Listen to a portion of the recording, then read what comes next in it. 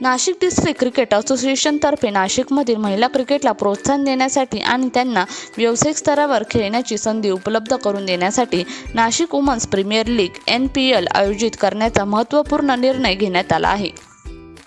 ही स्पर्धा एप्रिल महिन्याच्या शेवटच्या आठवड्यात आयोजित करण्यात येणार असून स्पर्धेत 5 फ्रँचायझी संघ सहभागी होतील.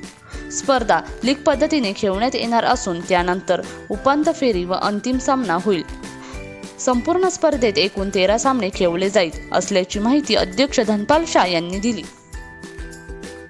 यावेळी पत्रकार परिषदेप्रसंगी धनपाल शाह, शर्मिला साळी, विक्रांत मते, सुनील मालुसरे, निखिल टिपरे उपस्थित होते.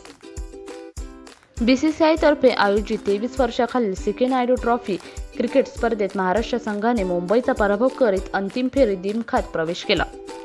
महाराष्ट्राच्या या ऐतिहासिक विजयाने नाशिकचे विनोद यादव यांचे मोलाचे योगदान असून ते या संघाचे स्ट्रेंथ व कंडिशनिंग कोच म्हणून जबाबदारी सांभाळत आहेत.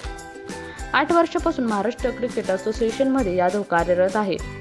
खेळाडूंची शारीरिक क्षमता व मैदानावरील चपळता टिकून ठेवण्याचा त्यांचा महत्त्वाचा वाटा आहे.